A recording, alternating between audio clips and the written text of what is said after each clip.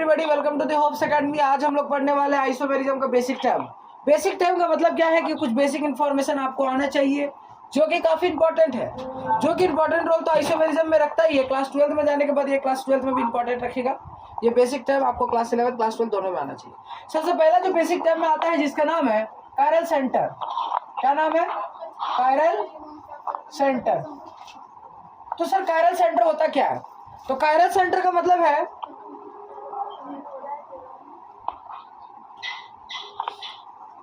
Chiral centre का मतलब क्या है? तो कायरल सेंटर का मतलब है sp3 हाइब्रिडाइज कार्बन होना चाहिए।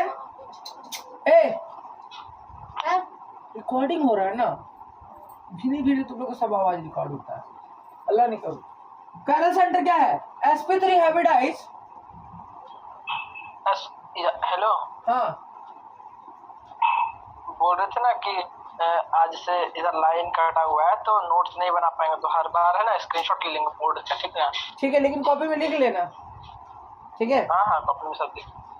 तो sp3 हाइब्रिडाइज कार्बन होना चाहिए। कायरल सेंटर का मतलब क्या है? sp3 हाइब्रिडाइज कार्बन होना चाहिए। कौन होना चाहिए? sp3 हाइब्रिडाइज कार्बन होना चाहिए। और ये sp3 हाइब्रिडाइज होना चाहिए और उसके साथ साथ with 4 different group. With 4 different group क्या होना चाहिए? कि 4 डिफरेंट ग्रुप होना चाहिए। ध्यान देना, 4 डिफरेंट ग्रुप होना चाहिए। मतलब है कि कोई ऐसा कार्बन हो जिसके चारों साइड डिफरेंट डिफरेंट ग्रुप लगा रहे और वो हमेशा 4 सिंगल बॉन्ड बनाएगा। मतलब 4 डिफरेंट डिफरेंट ग्रुप होना चाहिए। तो मान लेते कि यहाँ ए होगा, यहाँ बी होगा, यहाँ सी होगा, यहाँ डी होगा। 4 डिफरेंट डिफरेंट ग्रुप होना चाहिए। तो वैसा कार्बन जिसके चारों तरफ 4 डिफरेंट ग्रुप हो और वो 4 बॉन्ड बनाए, तो 4 बॉन्ड बनाएगा तो सिग्मा सिग्मा सिग्मा और सिग्मा। तो ये कार्बन के पास टोटल कितना सिग्मा हो गया? 4 सिग्मा हो गया। सर 4 सिग्मा हो गया तो इसका मतलब है कि 4 सिग्मा और लोन पेयर 0 है, तो 0 लोन पेयर होगा। तो यहाँ पर ये जो हो जाएगा सम हो जाएगा 4 और 4 होने पर sp3 हाइब्रिडाइज हो जाएगा। क्या हो जाएगा? sp3 hybridise. तो वैसा कार्बन जिसके चारों डिफरेंट डिफरेंट ग्रुप लगा रहेगा उस कार्बन को क्या बोलेंगे? उस कार्बन को हम लोग बोलेंगे कायरल कार्बन। अब जरूरी नहीं है कि कार्बन ही होगा कायरल। हाँ 3 सिग्मा तो 3 सिग्मा। हाँ, अगर 3 जैसे कि मान लो sp3 हाइब्रिडाइज का मतलब क्या है कि हाइब्रिडाइजेशन का मतलब होता है निकालने के लिए लोन पेयर। क्या होगा? लोन पेयर प्लस के बॉन्ड पेयर का सम होना चाहिए 4। मतलब यह है कि उसके पास लोन पेयर और बॉन्ड पेयर 2 हो सकता है। जैसे देखो 0 lone pair plus bond pair करेंगे तो भी सम 4 आएगा। 1 lone pair plus 3 bond pair करेंगे तो भी सम 4 आएगा। 2 लोन पेयर प्लस के 2 बॉन्ड पेयर करेंगे तो भी सम 4 आएगा। तो 4 जब भी सम आता है तो हाइब्रिडाइजेशन क्या हो जाएगा? हाइब्रिडाइजेशन हो जाएगा तुम्हारा sp3। क्या हो जाएगा? sp3 हो जाएगा। तो कोई डाउट? और ये एक लोन पेयर कैसे बचेगा? एक लोन पेयर, ये लोन पेयर ये कार्बन में नहीं होगा। ये कहाँ होगा? ऑक्सीजन में हो सकता है, नाइट्रोजन में हो सकता है। मतलब कि जरूरी नहीं है। जैसा अभी हम लोग कायरल सेंटर पढ़ रहे हैं तो कायरल सेंटर में क्या होगा कि कायरल कार्बन के बारे में पढ़ रहे हैं। किसके बारे में पढ़ रहे हैं? Chiral carbon. अगर कायरल कार्बन होगा तो कायरल कार्बन के लिए कार्बन के चारों तरफ डिफरेंट ग्रुप होना चाहिए। कायरल नाइट्रोजन होता तो कायरल नाइट्रोजन के चारों तरफ डिफरेंट ग्रुप होना चाहिए। तो नाइट्रोजन में लोन पेयर भी काउंट हो जाता है जबकि कार्बन के पास लोन पेयर नहीं है। ठीक है, कोई दिक्कत? चलिए आगे बढ़ते हैं।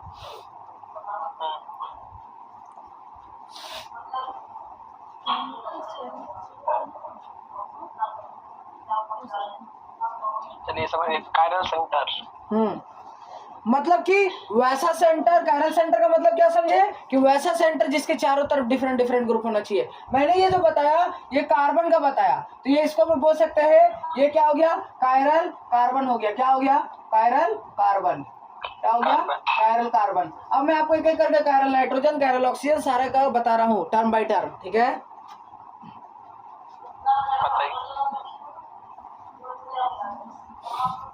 कायरल कार्बन sp3 हाइब्रिडाइज और चारों तरफ डिफरेंट ग्रुप ना। हाँ ठीक है। तो हम क्या बोले कि कायरल सेंटर वैसा सेंटर होता है जिसके चारों तरफ डिफरेंट ग्रुप होता है। अब एक एक करके समझेंगे। पहला है कायरल कार्बन।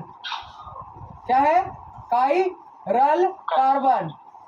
दूसरा है कायरल नाइट्रोजन। Chiral nitrogen. अच्छा, ठीक है। तीसरा है तुम्हारा कायरल ऑक्सीजन। ठीक, कायरल ऑक्सीजन। कायरल ऑक्सीजन और सो ऑन हो सकता है, जरूरी नहीं है, लेकिन मैं इन तीनों के बारे में आपको बता देता हूँ। देखिए जरा ध्यान से, कायरल कार्बन का मतलब है कि कार्बन के चारों तरफ डिफरेंट ग्रुप होना चाहिए। कार्बन टोटल 4 बॉन्ड बनाता है, तो ए मान लेते हैं, बी मान लेते हैं, सी मान लेते हैं, डी मान लेते हैं। तो वैसा कार्बन जिसके चारों साइड डिफरेंट होना चाहिए, मतलब A is not equal to B होना चाहिए, B is not equal to C होना चाहिए, और C not equal to D होना चाहिए। कोई भी सेम हो जाएगा तो कायरल सेंटर नहीं होगा, कोई दिक्कत। और जो कायरल सेंटर होता है उसको हम लोग ऐसे स्टार से दिखा देते ताकि पता चल पाए कि वो कायरल सेंटर है। ओके, अब इसके बाद आते हैं कायरल नाइट्रोजन पे। किस पे आते हैं? कायरल नाइट्रोजन पे। जरा ध्यान देना, लेकिन उससे पहले एक सवाल कर लेता हूँ ताकि आपको क्लियर हो जाए। जरा देखो यहाँ ध्यान से, मैं यहाँ लिखता हूँ सी, क्या मेरे को बताना, यहाँ लिखा है CH3, यहाँ लिखा हुआ H, यहाँ पर लिखा हुआ C2H5, यहाँ पर लिखा हुआ है OH। क्या ये कायरल कार्बन है या ना? हाँ है। इनमें पूरे कंपाउंड में पूछा जाएगा कौन सा ऐसा कायरल कार्बन है, तो यही कायरल कार्बन दिख रहा है, क्योंकि जिसके चारों तरफ डिफरेंट ग्रुप हो, तो जिसके भी चारों तरफ डिफरेंट ग्रुप होगा वो कायरल कार्बन होगा। कोई डाउट? सही है, पक्का ना? अच्छा सर, जिसके चारों तरफ डिफरेंट ग्रुप नहीं होगा उसको क्या बोलेंगे? तो वो एक कायरल कार्बन हो जाएगा। जैसे जरा देखो यहाँ पर ध्यान से, CH2 CH3 लिखे। अब जरा ध्यान देना, ये कार्बन अगर हम देखें तो इसके चारों तरफ कितना हाइड्रोजन लगा हुआ है सिर्फ, तो सब तरफ सेम है, तो ये हो गया एक कायरल कार्बन। ये क्या हो गया? एक कायरल कार्बन। ये क्या हो गया? एक कायरल कार्बन। ये क्या हो गया? एक कायरल कार्बन। तो यहाँ कितना एक कायरल कार्बन हो गया? टूट जाओ, ये कायरल कार्बन तीन गो टोटल कितना एक कायरल कार्बन हो गया? तो टोटल 3 एक कायरल कार्बन हो गया। 3 एक कायरल कार्बन, एक कायरल कार्बन, और एक जो हो गया वो हो गया CC, मतलब कायरल कार्बन हो गया। कोई दिक्कत? सही है? नहीं। चलिए, तो सेम नाइट्रोजन के साथ भी वही होगा, ऑक्सीजन के साथ भी वही होगा। यस, सेम पूरा सेम। और यही सब है बेसिक टर्म? यही बेसिक टर्म, यही चल रहा है। कितना सारा टर्म है इसमें? बस यही थोड़ा मोड़ा टर्म है आज तो। देखो मतलब बेसिक टर्म धीरे धीरे पता भी नहीं चलेगा कब बेसिक टर्म फिनिश हो जाएगा, देखते जाओ। ठीक है, अब आ जाते हैं कायरल नाइट्रोजन। तो देखो कंडीशन क्या है कायरल नाइट्रोजन के लिए, उसको समझने से पहले इसको थोड़ा साफ सफाई कर देते हैं। तो कायरल नाइट्रोजन क्या है? कायरल नाइट्रोजन जो है वो क्या है कि sp3 हाइब्रिडाइज होना चाहिए। क्या होना चाहिए? sp3 हाइब्रिडाइज होना चाहिए, और साथ में क्या होना चाहिए?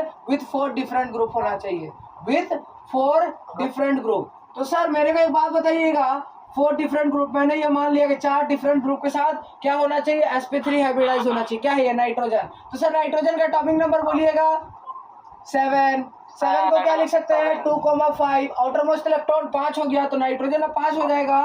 तो हम यहाँ पे लिखेंगे 1 2 3। जब क्या हम 2 को साथ में लिखेंगे तो 2 साथ में हुआ, मतलब क्या हो गया? Lone pair. और इसको हम मान लेते हैं कि एक बार हाइड्रोजन से कनेक्ट किए, एक बार OH से कनेक्ट किए, एक बार हम इसको किससे कनेक्ट कर दिए? लेट अस सपोज CH3 से कनेक्ट कर दिए। किससे कनेक्ट कर दिए? CH3 से। तो क्या ये जो नाइट्रोजन है इसके चारों तरफ डिफरेंट ग्रुप है? एक किसी से भी कनेक्ट कर सकते हैं ना? हाँ, किसी से भी कनेक्ट कर सकते हैं। 2 3 और 4, इसका इन नाइट्रोजन के चारों तरफ डिफरेंट ग्रुप था, तो क्या लिखेंगे? ये हो गया कायरल नाइट्रोजन। ये क्या हो जाएगा? ये हो जाएगा कायरल नाइट्रोजन। क्या हो जाएगा? Chiral nitrogen. क्या हो जाएगा? Chiral nitrogen. कोई डाउट? सही है, आगे बढ़े। चलिए,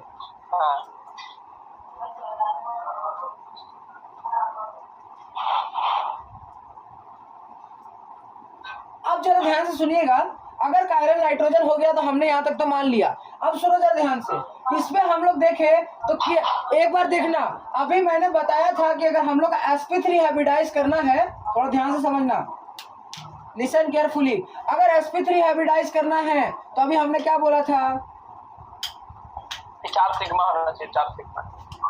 हमने बोला था अगर sp3 हाइब्रिडेशन sp3 बोलो तो सम कितना आना चाहिए? 4 आने सम के लिए याद कर सकते हैं 4 सिग्मा प्लस के 0 लोन पेयर, या तो sp3 के लिए क्या लिख सकते हैं? हम लिख सकते हैं 3 सिग्मा प्लस के 0 लोन पेयर। अब जरा ध्यान देना भाई, ध्यान देना जरा ध्यान से। हाँ एक लोन पेयर, सॉरी एक लोन पेयर। अब जरा ध्यान देना भाई, एकदम ध्यान से सुनना मेरी बात को, आज के बाद एकदम खत्म। देखो जरा ध्यान से, अगर हम देखें तो सम 4 आ रहा है, सम 4 पे sp3 हाइब्रिडाइज होगा, बिल्कुल सही, मैं याद रखूंगा। लेकिन ध्यान रखना यहाँ पर हम याद रखेंगे ज्योमेट्री, क्या याद रखेंगे? ज्योमेट्री। और क्या याद रखेंगे? शेप याद रखेंगे। क्या याद रखेंगे? शेप, ज्योमेट्री और शेप। आज के बाद एक बात ध्यान कान खोल के सुन लो, आज के बाद एक बात ध्यान कान खोल के सुन लो, इसका जो ज्योमेट्री लिखेंगे, ज्योमेट्री लिखेंगे, ज्योमेट्री, और क्या लिखेंगे? इसका शेप लिखेंगे। जरा मेरी बात को ध्यान से सुनो कान खोल के, कि ज्योमेट्री कभी चेंज नहीं होता है। मतलब यह है कि अगर सम 4 आ रहा है, चाहे सम कितना भी कुछ कर लो, सम 4 अगर आता है तो हमेशा ज्योमेट्री फिक्स होता है, और जो ज्योमेट्री फिक्स होता है वो होता है टेट्राहेड्रल। क्या होगा? टेट्राहेड्रल। ज्योमेट्री 4 पे टेट्राहेड्रल होगा भाई, याद रखना। कौन सा ज्योमेट्री होगा? टेट्राहेड्रल। सम कितना भी हो जाए, खाली 4 आना चाहिए सम, चाहे वो लोन पेयर को जोड़ के आए, चाहे बॉन्ड पेयर को जोड़ के आए, ज्योमेट्री हमेशा टेट्राहेड्रल होगा।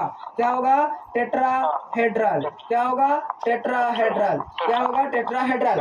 और शेप जो बोले, जो शेप बोले तो शेप चेंज हो जाता है। अगर जब ज्योमेट्री और शेप कब सेम होता है, जरा ध्यान देना, ये केमिकल बॉन्डिंग की बात है, मैं फिर से पढ़ाऊंगा केमिकल बॉन्डिंग में, ध्यान रखना। अगर लोन पेयर 0 आ जाए, अगर लोन पेयर 0 आ जाए तो शेप और ज्योमेट्री सेम होता है। लोन पेयर 0 आ जाए तो शेप और ज्योमेट्री सेम होता है। तो क्या लिखेंगे? टेट्राहेड्रल। क्या लिखेंगे?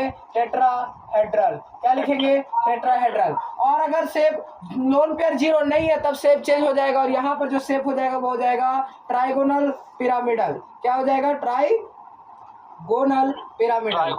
Trigonal pyramidal. क्या हो जाएगा? Trigonal pyramidal. क्या हो जाएगा?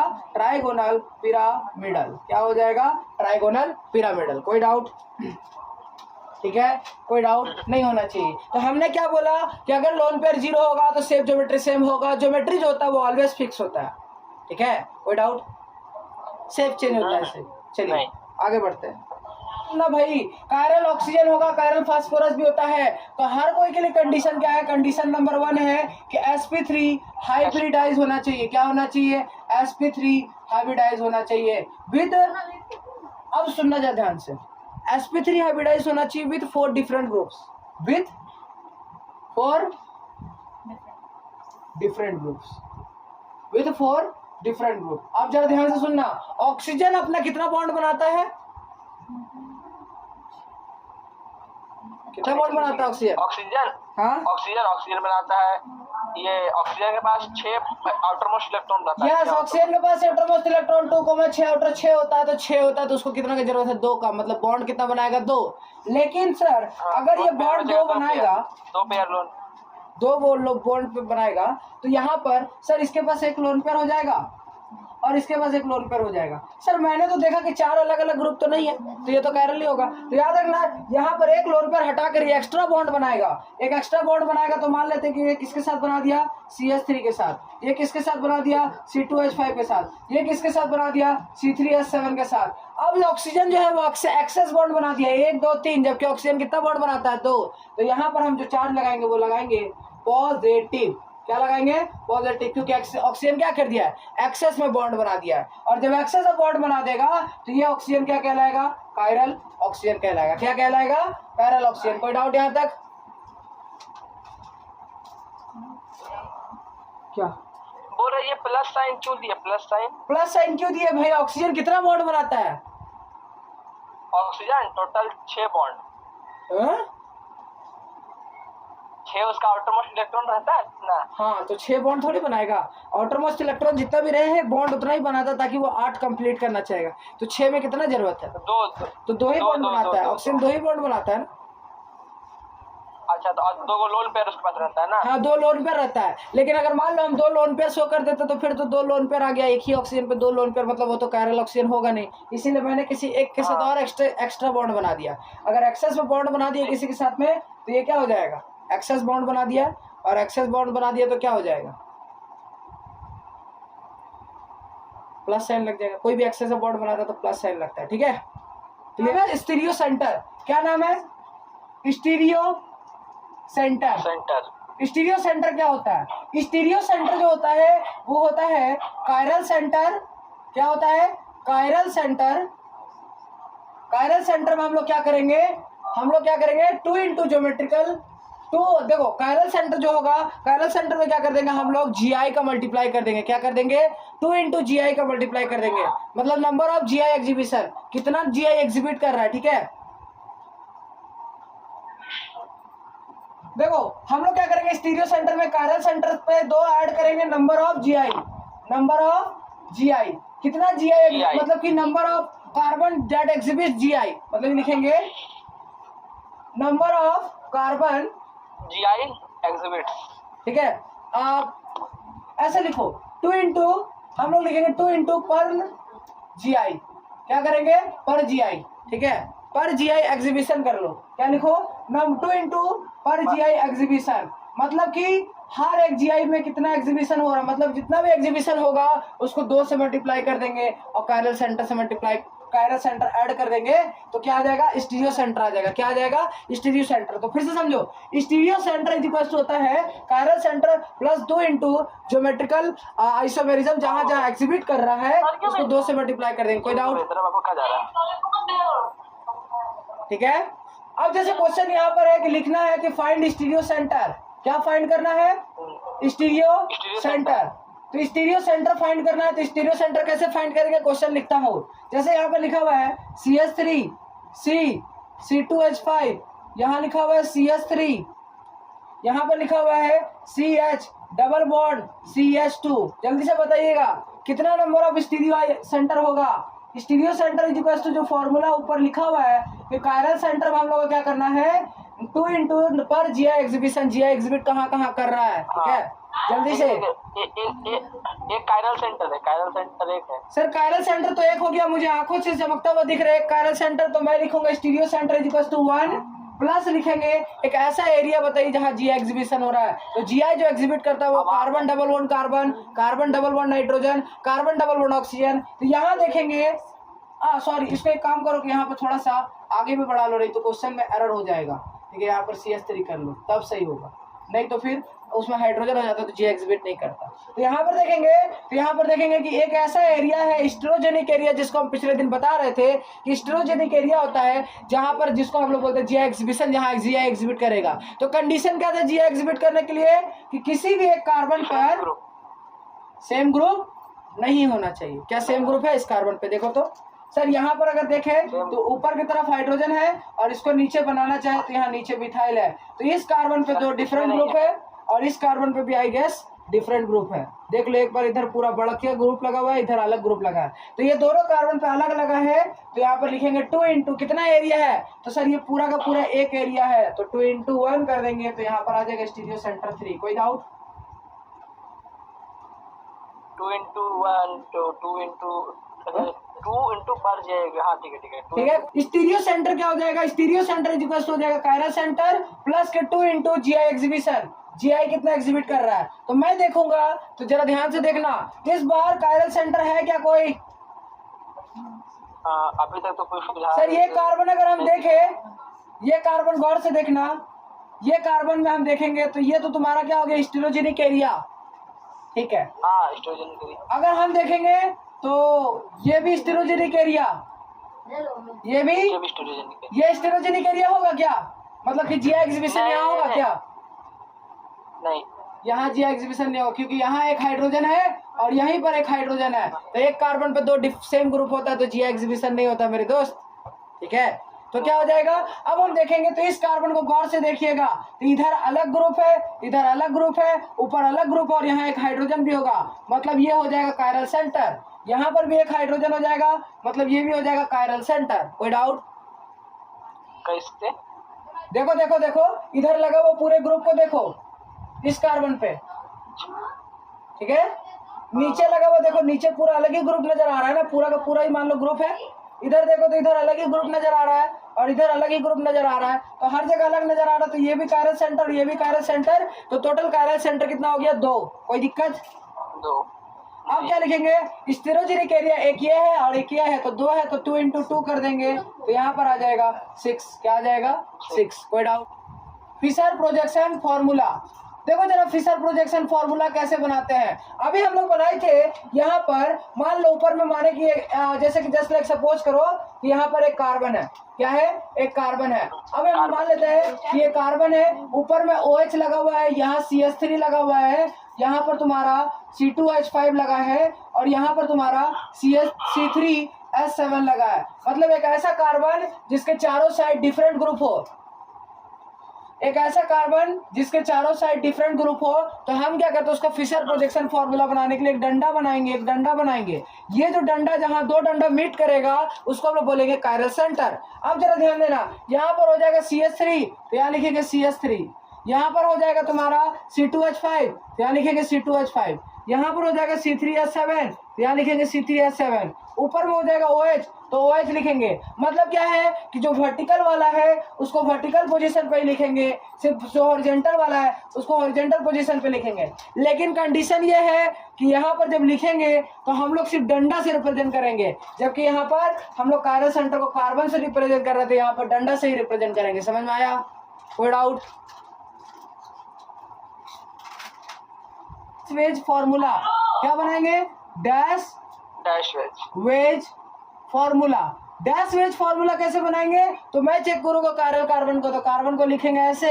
अब जरा ध्यान देना, मैं मान लेता हूँ कि ये प्लेन में है, ये भी प्लेन में है, तो हम क्या करेंगे, प्लेन वाले को बॉन्ड से रिप्रेजेंट करेंगे। तो यहाँ हो जाएगा CH3, दूसरा जो C2H5 है वो बॉन्ड में, तो यहाँ लिख देंगे C2H5। अब जरा ध्यान देना, मैं क्या करूंगा, एक यहाँ पर ऐसे करके बनाऊंगा जिसको हम लोग क्या बोलते हैं, जिसको हम लोग बोलते हैं वेज।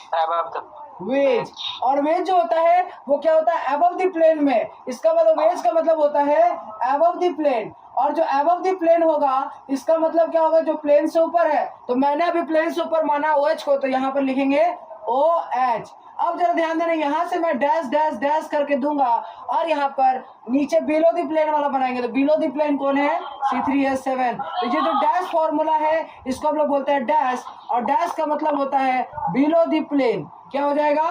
Below the plane. क्या हो जाएगा? बिलो दी प्लेन हो जाएगा।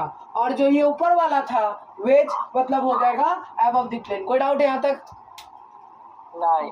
तो ये क्या है? कायरल कार्बन है। तो बता दिए कि कायरल कार्बन के चारों तरफ जो ग्रुप लगा हुआ है उसको डैश वेज में किस तरह बनाते हैं, यहाँ तक नोट करो। हाँ, स्क्रीनशॉट। अब हम लोग आते हैं RS नोमेनक्लेचर में। क्या आते हैं? RS नोमेनक्लेचर में, नोमेनक्लेचर में, RS नोमेनक्लेचर में। जरा ध्यान से सुनना, RS नोमेनक्लेचर का मतलब क्या है? R और S। R का मतलब होगा रेक्टस और S का मतलब होगा तुम्हारा सिस्टर। क्या हो जाएगा? R का मतलब हो जाएगा रेक्टस और S का मतलब हो जाएगा सिस्टर। क्या हो जाएगा? सिस्टर। R का मतलब रेक्टस, S का मतलब हो जाएगा सिस्टर। क्या हो जाएगा? R का मतलब रेक्टस और S का मतलब हो जाएगा सिस्टर। अब जरा ध्यान देना, रेक्टस में जो होगा वो क्लॉकवाइज होगा और सिस्टर में जो होगा वो एंटी क्लॉकवाइज होगा। जरा ध्यान से सुनना, मैं अभी दिखाऊंगा जलवा। सर ये क्या बोल रहे हैं? Anti clockwise clockwise. अभी देखना जलवा। रेक्टस में क्या होगा? क्लॉकवाइज। सिस्टर में क्या होगा? Anti clockwise. रेक्टस में क्या होगा? क्लॉकवाइज। सिस्टर में क्या होगा? Anti clockwise. तो हमको अब कॉन्फ़िगरेशन लिखना है। हाँ, एक बार दोबारा से बताओ, दोबारा से शुरू। देखो, RS नोमेनक्लेचर है। R मतलब हो जाएगा रेक्टस और S का मतलब हो जाएगा सिस्टर। R का मतलब रेक्टस, और रेक्टस तब होगा जब क्लॉकवाइज होगा। अभी ये क्लॉकवाइज कैसे होगा अभी बताएंगे। S का मतलब है सिस्टर, S का मतलब सिस्टर, सिस्टर का मतलब हो जाएगा एंटी क्लॉकवाइज। तो एंटी क्लॉकवाइज कैसे होगा तो अभी बताते हैं। ठीक है, क्या हो जाएगा? सिनिस्टर।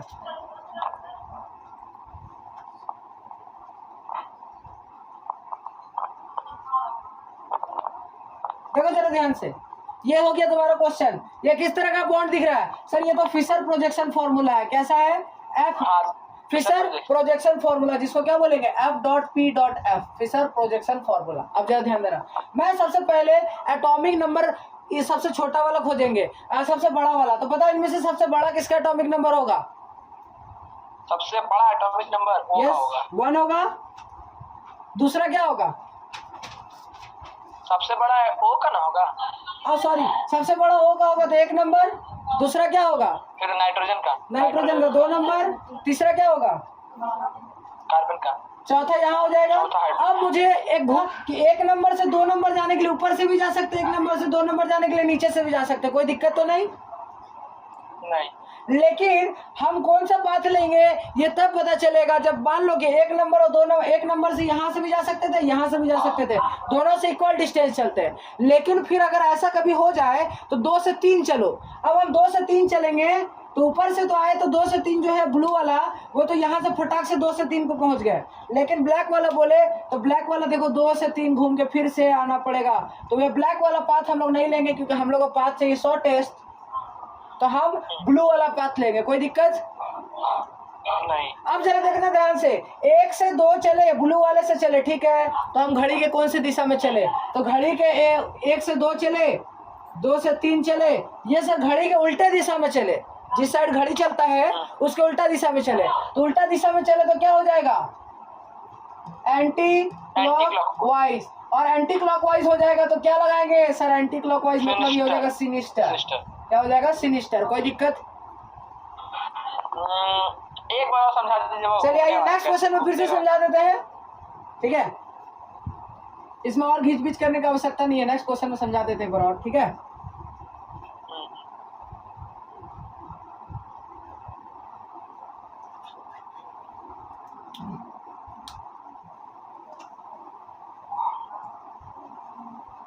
आ जाओ नेक्स्ट क्वेश्चन पे।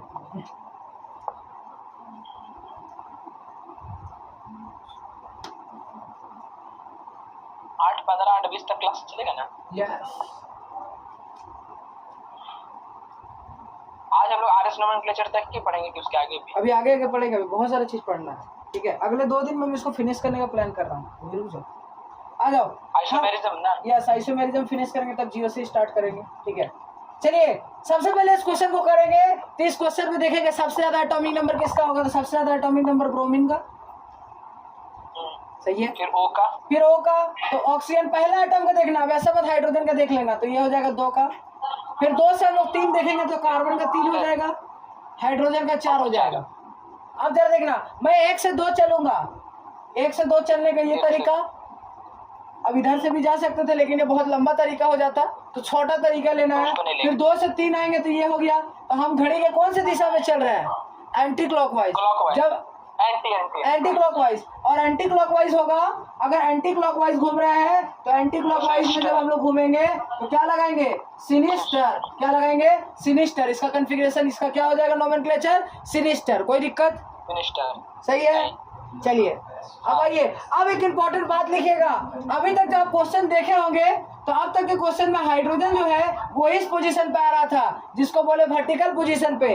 अब एक ऐसा लिखो, इफ, क्या लिखना है, if 4th number lie on horizontal position. कौन से पोजीशन पे, हॉरिजॉन्टल पोजीशन पे। हॉरिजॉन्टल पोजीशन पे अगर लाई करता है, हॉरिजॉन्टल पोजीशन पे लाई करता है, देन क्या करना है, जो भी कॉन्फ़िगरेशन आएगा then switch the configuration, switch the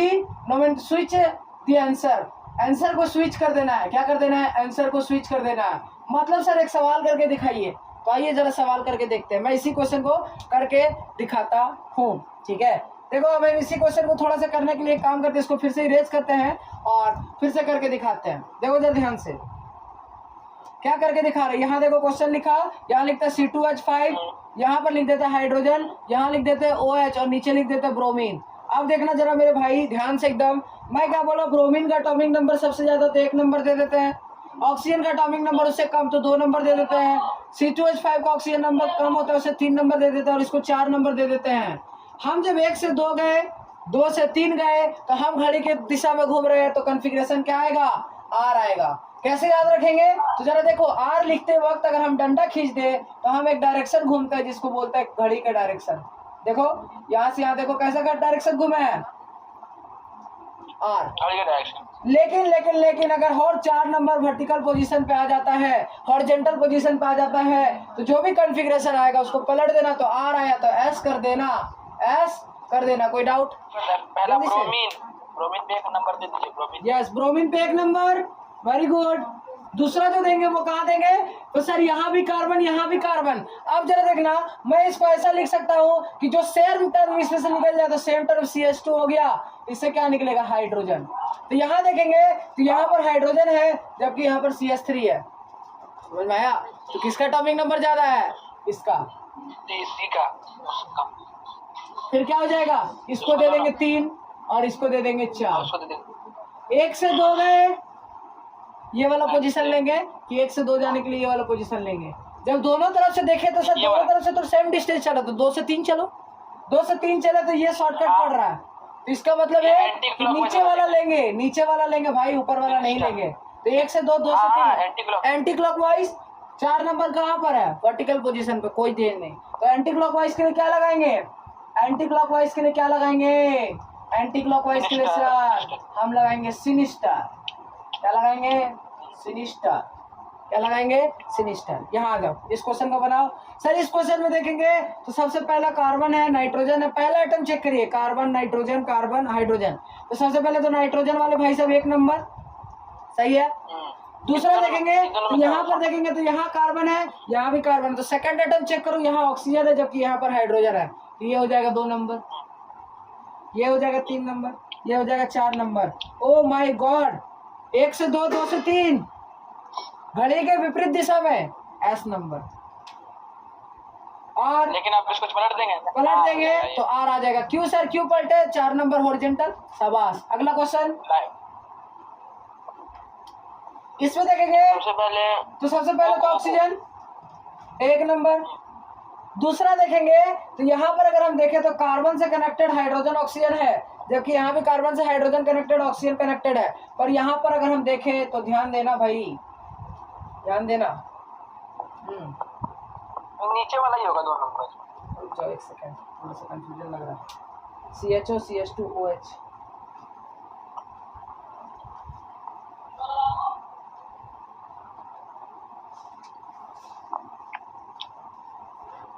sir अगर हम देखें यहाँ पर तो यहाँ पर देखेंगे तो 1 नंबर हो जाएगा।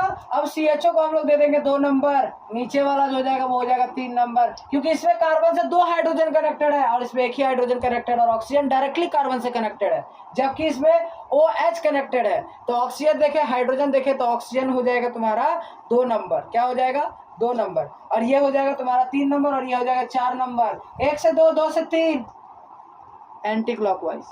हॉरिजॉन्टल नंबर 4 तो क्लॉकवाइज, मतलब को क्या हो जाएगा? आंसर आ जाएगा R, क्योंकि आ तो रहा था S लेकिन काट के क्या कर देंगे? R। कोई डाउट? सही है। क्वेश्चन है कि if 4th number lie on, कहाँ लाई करेगा? डैश। कहाँ लाई करेगा? डैश में लाई करेगा। अगर चौथा नंबर जो होगा, जो 4th नंबर होगा, अगर वो डैश में लाई करता है, 4th number lie on dash, then no switch. क्या करना है? नो स्विच, मतलब कि आंसर को नहीं पलटना है, आंसर को नहीं पलटना है। समझ में आया क्या?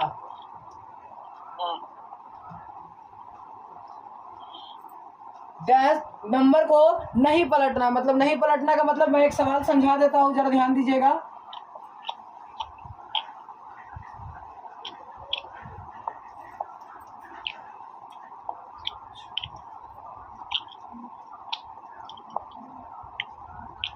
चलिए इस सवाल को देखिएगा। इस सवाल को जब मैं देखूं, गौर से देखिएगा जरा ध्यान से, तो ब्रोमीन का atomic number, fluorine, chlorine, bromine, iodine, iodine का एटॉमिक नंबर ज्यादा तो 1, सही है। 2, ब्रोमीन में 2, नीचे 3, इधर हाइड्रोजन 4। अब भाई साहब ये जो है 1 से 2, 2 से 3, क्लॉक की एंटी क्लॉक। 1 से 2, 2 से 3 यही क्लॉक है CW। और ये 4th नंबर कहाँ लाई कर रहा है? अगर 4th नंबर डैश पे लाई करता है तो आंसर को स्विच मत करिएगा। तो इसका मतलब एक क्लॉक में क्या लिखते थे? R। तो ये हो जाएगा R। कोई डाउट? अब मान लो ऐसा होता है कि 4th नंबर लाई ऑन कौन सा पोजीशन? अब मान लेते हैं सर 4th नंबर मान लीजिए कि डार्क पे आ गया, तब क्या करेंगे? 4th नंबर डार्क पे आ गया, तब क्या करेंगे?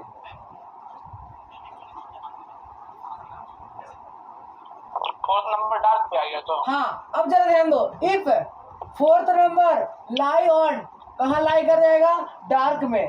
4th नंबर लाई कर जाएगा डार्क में, देन आंसर को क्या करना है, आंसर को हम लोग को क्या करना है, स्विच कर देना है। क्या कर देना है, स्विच कर देना है। SWITCH मतलब जो भी आंसर आएगा उसको पलट देना है, फ्लिप मार देना है, ठीक है। तो जैसे लेट अस सपोज मैं बना ही देता हूँ आपको बारे में जल्दी जल्दी फटाफट। आपकी बार क्या करते हैं, यहाँ पर H ले आते हैं और यहाँ पर OH ले आते हैं। थोड़ा सा फर्क करेंगे, काम फटाफट हो जाएगा। यहाँ आयोडीन रहने देते हैं, Br रहने देते हैं, ठीक है, कोई डाउट। अब हम देखेंगे आयोडीन का एटॉमिक नंबर 1 हो गया, Br का एटॉमिक नंबर 2 हो गया, OH का एटॉमिक नंबर 3 हो गया, BH का एटॉमिक नंबर 4 हो गया। 1 से 2 चलो, 1 से 2 इधर भी जा सकते हैं, 1 से 2 इधर भी जा सकते हैं, पर 2 से 3, 2 से 3 यही हो जाएगा, सही है। 1 से 2 जाते हैं, 2 से 3, तो ये क्या हो गया, क्लॉकवाइज के एंटी क्लॉकवाइज, तो सर क्लॉकवाइज हो गया, क्लॉकवाइज हो गया। लेकिन 4th नंबर डार्क पोजीशन पे आता है, तो इस बार कॉन्फ़िगरेशन S हो जाएगा। चेक हेयर, R होना चाहिए था लेकिन आंसर को हम लोग पलट करके S कर दिए। कोई डाउट सर? अगर मान लीजिए if 4th number lie on line, कहाँ लाई कर जाएगा, लाइन पर लाई कर जाएगा। कहाँ लाई कर जाएगा, लाइन पर। तो क्या करेंगे, देन क्या करना है, then even number of exchange कर देना है। क्या करना है, इवन नंबर ऑफ एक्सचेंज कर देना। क्या कर देना है, इवन नंबर ऑफ एक्सचेंज। मतलब क्या है सर, जरा ध्यान से देखना। लेट अस सपोज मैं एक काम करता हूँ कि सेमी क्वेश्चन को करता हूँ ताकि आपको ज्यादा समझ में आए। अब की बार क्या करते हैं कि हम यहाँ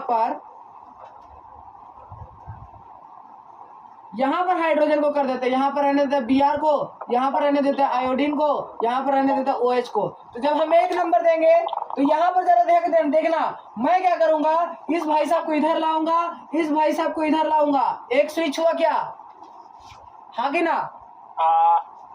अब 4th नंबर आपका ये लाइन पे और ये जो है ये अभी देखते जाओ, पहले स्विच करने का काम कर रहे हैं। इस भाई साहब को इधर लाएंगे, इस भाई साहब को इधर ले जाएंगे। एक स्विच हुआ क्या, सही है, एक स्विच हाँ होगा। अब ये OH भाई साहब को ब्लैक पेन से बना देते हैं, OH भाई साहब को यहाँ लाएंगे और Br भाई साहब को यहाँ ले जाएंगे। कोई दिक्कत क्या सर? ले जाइए, ले जाके जल्दी से फटाफट बनाते हैं। तो देखना जरा ध्यान से क्या हो रहा है, यहाँ देखना जरा ध्यान से क्या हो रहा है। यहाँ पर ऐसा पोजीशन बनाए, मैंने बोला कि ये ब्लैक OH को ऊपर भेज दो, तो ऊपर आ गया OH, तो ऊपर वाला भाई साहब कहाँ आ गया, नीचे आ गया। कोई दिक्कत? अब ये H भाई साहब को इधर कर दिए और ये कहाँ हो गया, I इधर आ गया। कोई दिक्कत? अरे हाँ कि ना, सही है कि नहीं? सारे को एक्सचेंज कर देना। हाँ, जब ऐसा हो जाए, जब किसी 4th नंबर कौन से लाइन पोजीशन पे आ जाए, लाइन पोजीशन पाएगा, तो इवन नंबर ऑफ क्या करेंगे, इवन नंबर ऑफ एक्सचेंज करेंगे। इवन नंबर ऑफ एक्सचेंज मतलब इसको यहाँ ले जाएंगे, इसको यहाँ लाएंगे, इसको यहाँ ले जाएंगे, अपोजिट को अपोजिट जगह पे ले जाएंगे। कोई दिक्कत? सही है। अब जरा ध्यान देना। तो हम अब क्या कर सकते हैं, अब तो देख सकते हैं ना कि आयोडीन का 1 नंबर हो गया, ब्रोमीन का 2 नंबर हो गया, OH का 3 नंबर हो गया। तो 1 से 2, 2 से 3, भाई ये तो घड़ी के उल्टा दिशा में चल रहा है। तो कौन सा कॉन्फ़िगरेशन होगा, जल्दी बोलो। घड़ी का उल्टा दिशा में एंटी क्लॉकवाइज कॉन्फ़िगरेशन हो जाएगा S। लेकिन अगर 4th पोजीशन जो है वो कहाँ आ जा रहा है, 4th पोजीशन डार्क में आ जा रहा है, तो आंसर को क्या करना है, पलट देना है। तो क्या हो जाएगा, R हो जाएगा। कोई दिक्कत? सही है। पहला क्वेश्चन नंबर 1 करेंगे। यहाँ देखेंगे भाई सबसे बड़ा atomic number fluorine, 1 number. Nitrogen, oxygen, किसका एटॉमिक नंबर ज्यादा होगा? सबसे पहले फ्लोरीन का ज्यादा। फ्लोरीन हो गया, फ्लोरीन के बाद हो जाएगा नाइट्रोजन, ऑक्सीजन में ऑक्सीजन का ज्यादा। 1 2 3 4, तो 1 2 3 ये हो गया 4 उसको दिए। लेकिन सर जरा ध्यान दीजिएगा, ये 4th नंबर आपका कहाँ आ गया है, यहाँ पर आ गया है लाइन पे। तो इसको इवन एक्सचेंज कर देंगे। इवन एक्सचेंज करेंगे। इसका मतलब ये NH2 को ऊपर ले जाएंगे, ये D को नीचे लाएंगे। तो यहाँ हो जाएगा NH2, यहाँ हो जाएगा D, नीचे हो जाएगा D। यहाँ पर OH है तो इस OH को इधर ले जाएंगे, यहाँ पर हो जाएगा F। अब हम करेंगे नंबरिंग अब करना स्टार्ट करना है। अब जब नंबरिंग करेंगे तो सबसे पहले तो nitrogen, oxygen, fluorine 1 number. Nitrogen, रुक जाओ ब्लैक पेन से लिख देता हूँ ताकि पता चल पाए। फ्लोरीन हो गया 1 नंबर और नाइट्रोजन हो जाएगा 2 नंबर, ऑक्सीजन हो गया 3 नंबर और ये हो गया 4 नंबर। तो सर 1 से 2, 2 से 3, 3 से 4 R क्लॉकवाइज है ना भाई। 1 से 2, 2 से 3, 3 और जब डैश पे हो जाता, चौथा नंबर जो हो जाता है, अगर डैश पे हो जाता है तो थोड़ी चेंज करते हैं। वो तो तुम्हारा कहाँ होना चाहिए, डार्क पे होना चाहिए, मतलब कि तुम्हारा वेज पे होना चाहिए। ठीक है, क्लियर है? ठीक है। यहाँ आ जाओ। इस क्वेश्चन पाएंगे तो फ्लोरीन, क्लोरीन, ब्रोमीन, आयोडीन, सबसे बड़ा एटॉमिक नंबर आयोडीन का है। फिर है फ्लोरीन का, फिर का है फ्लोरीन का, और फिर का है नहीं सॉरी फ्लोरीन, देखो फ्लोरीन, क्लोरीन, ब्रोमीन, आयोडीन, तो सबसे ज्यादा आयोडीन का एटॉमिक नंबर, फिर ब्रोमीन का एटॉमिक नंबर, फिर क्लोरीन का एटॉमिक नंबर, और यहाँ तो 1 2 3 4, तो 1 से 2, 2 से 3, एंटी क्लॉकवाइज, एंटी क्लॉकवाइज है, और फोर्थ नंबर इस पोजीशन पे है, तो एंटी क्लॉकवाइज के लिए हम तो लगाते हैं एस, लेकिन फोर्थ नंबर क्या है, तो एस काट करके क्या कर देंगे आर। चलिए आइए इस क्वेश्चन पे, इस क्वेश्चन पे देखेंगे तो ऑक्सीजन है, नाइट्रोजन है, ड्यूटेरियम में फ्लोरीन है, तो फ्लोरीन का एटॉमिक नंबर ज्यादा, नाइट्रोजन का एटॉमिक नंबर उससे कम, ऑक्सीजन का एटॉमिक नंबर उससे कम, और ये है तुम्हारा फोर्थ नंबर।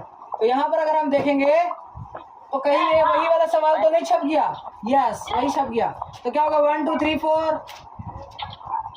और इस क्वेश्चन को आएंगे तो इस क्वेश्चन में देखेंगे तो nitrogen, carbon, oxygen, bromine, bromine का एटॉमिक नंबर ज्यादा 1, नाइट्रोजन का एटॉमिक नंबर कम 2, ऑक्सीजन का एटॉमिक नंबर उससे कम 3, कार्बन का एटॉमिक नंबर सबसे कम 4, तो 1 2 3 4 आर। लेकिन ये डैश में तो डैश में तो कोई चेंज नहीं होगा, कोई चेंज नहीं होगा, इनसे डायरेक्ट आर होगा। तो आई होप आज के क्लास में काफी मजा आया होगा, मिलते हैं किसी नेक्स्ट क्लास में, नेक्स्ट आइसोमेरिज्म के क्लास में, आई होप मजा आ रहा होगा।